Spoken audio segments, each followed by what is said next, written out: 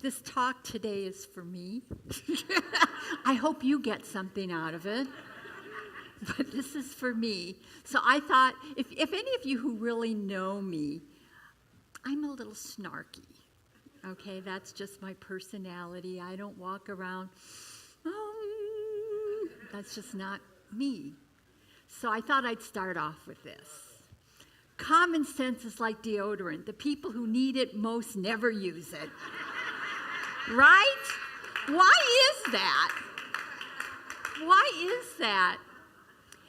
And then when somebody says something stupid, just say yikes and move on.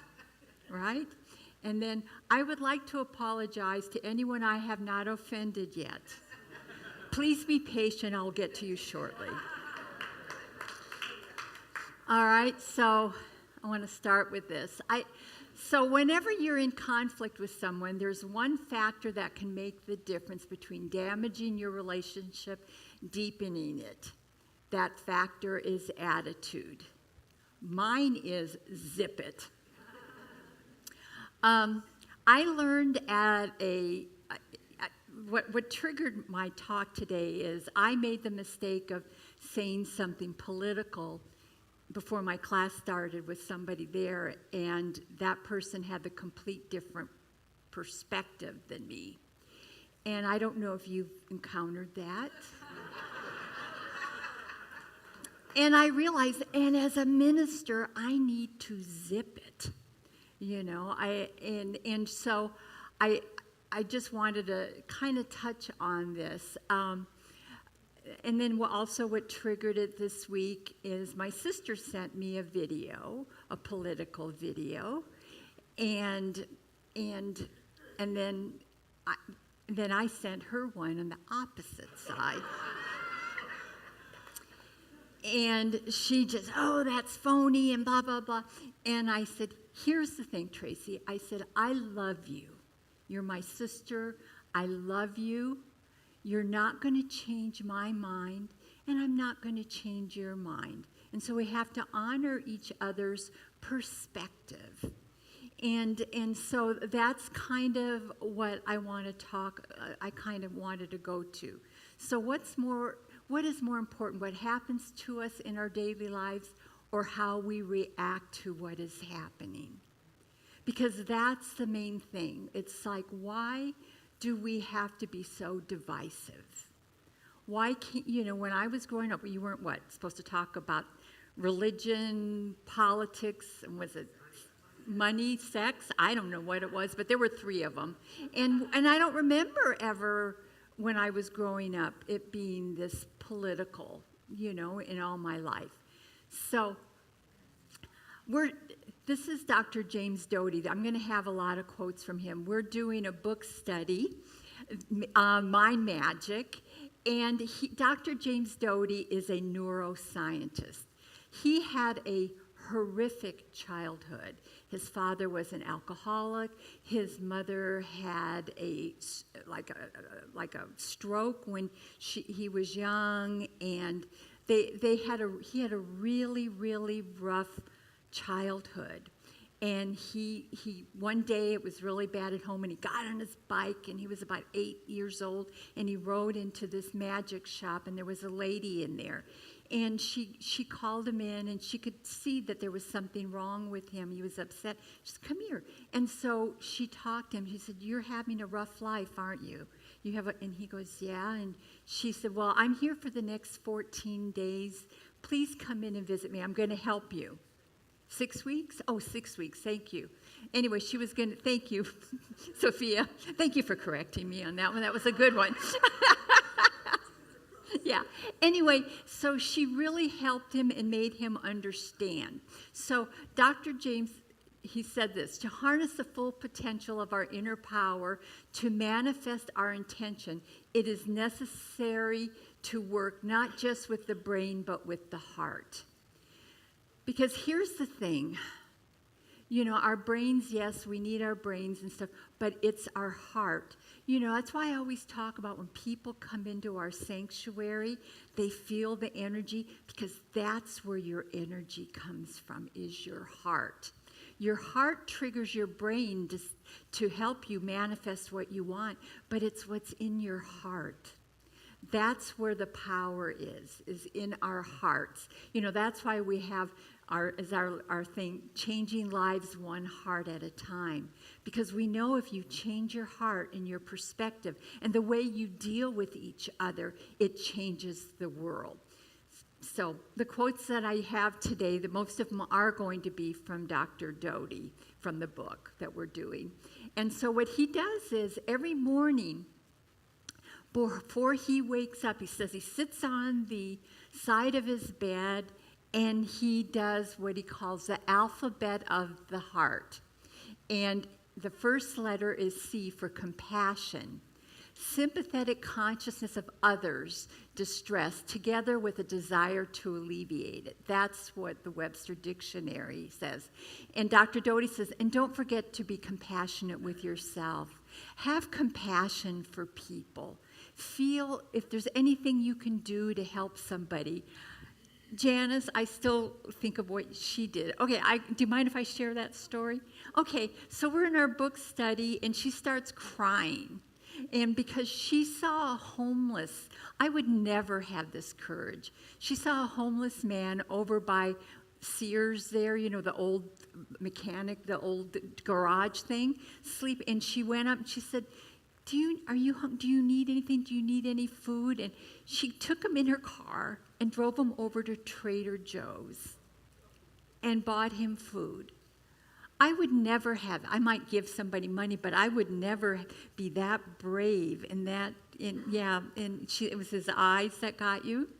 And she went over there and she took him to Trader Joe's, bought him food. Then she knew he wasn't well, and she took him to Eisenhower, to the emergency room, to help him. That is a compassionate heart. I'm happy you came here today so I could share. I hope it's okay that I share that. But that touched me. I thought, wow, you might think your life sucks at times, but our lives are so fabulous compared to what's going on, the Middle East and stuff. Be compassionate with people.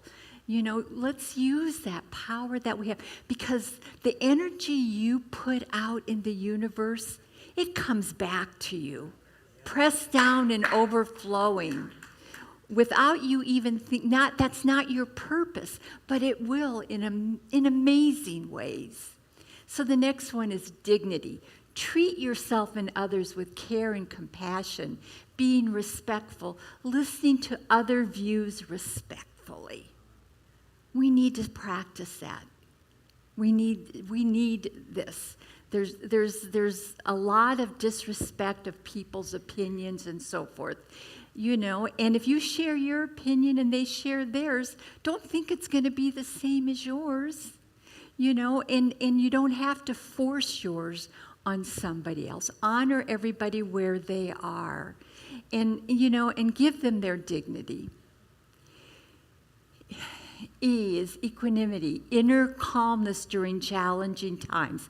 Realize there's something you can learn during difficult times. So look at your life. When you think back on things that happened in your life that may have been challenging you, but for that challenge, you might not have gone down a different road that made a huge difference in your life. I look at that. I learned at a very young age to zip it with my family. I learned I'm never gonna win this argument, so why even go there? And so this was a big zip it that really shocked my family. So I ran off at the age of 19 and I married my husband, who was 11 years older than me, and I didn't tell my parents. I got married on August 21st, and my mom's birthday is August 29th, and I didn't want to ruin her birthday. So, because I knew they were going to be upset. But I made the mistake of telling a girlfriend of mine that worked where I used to work in the snack bar at Ralph's Groceries in Simi Valley. And she called to see how I was doing. I said, oh, Bill and I got married, but don't say anything until after August 29th because I don't want my parents to know. Well, the manager of the grocery store lived across the street from my house. And I think it was August 29th, but I hadn't called my mom yet. And she mentioned, oh, Bill Shackelford, got married, Laura married Bill Shackelford. So my brother's coming home from school. Oh, first what happened was my mom calls me at work. She said, you didn't call us this weekend. I used to call every weekend. I didn't call that weekend, and because I was married and I wasn't ready to tell her. And my mom calls me and says, we worry about you. It's not like you're married or you're single and you're on your own. So I go, okay. So on my break, I told my mom that. I said, Mom, you better sit down. First thing she said, are you pregnant?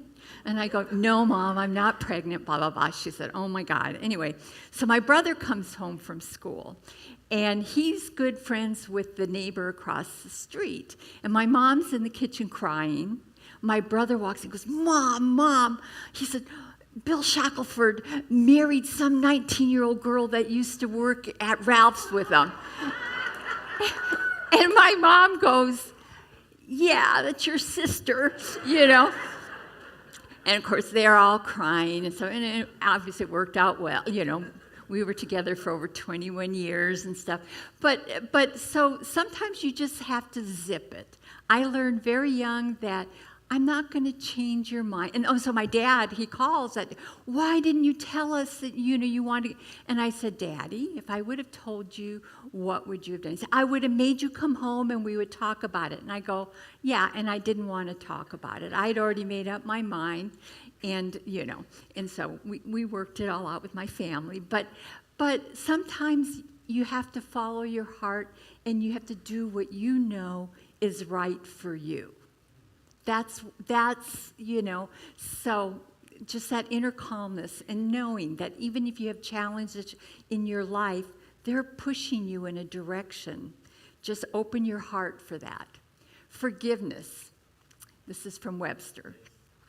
A conscious, deliberate decision to release feelings of resentment or revenge toward a person or group who has harmed you, regardless of whether they actually deserve your forgiveness. Right?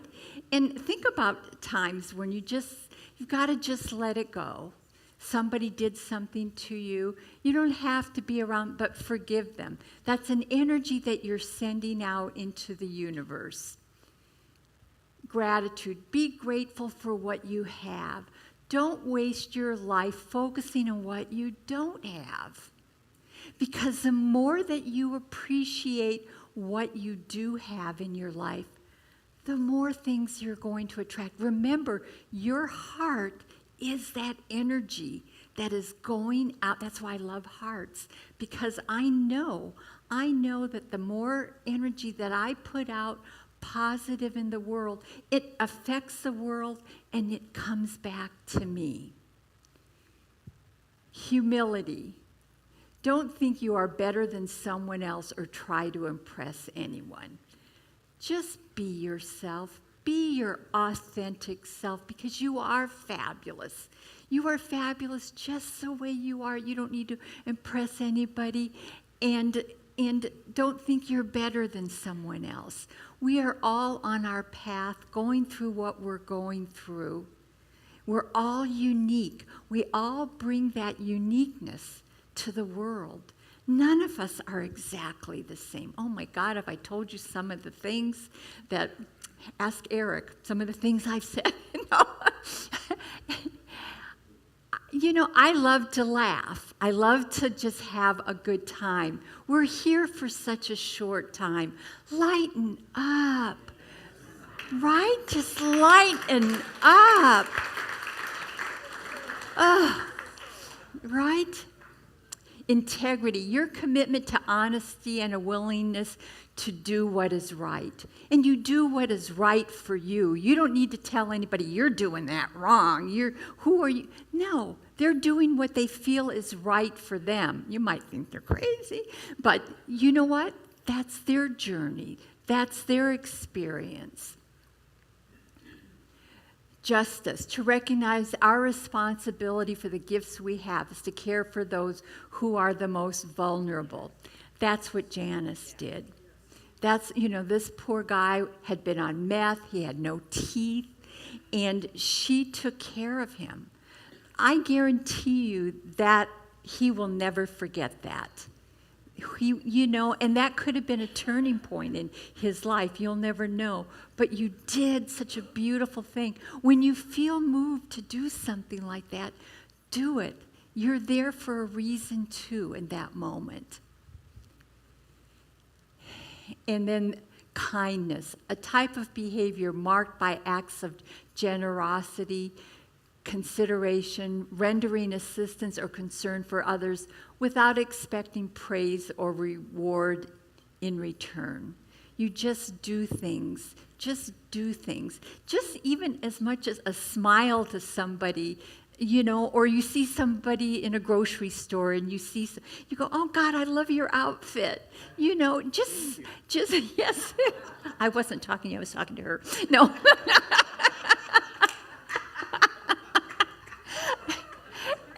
Anyway, just see people.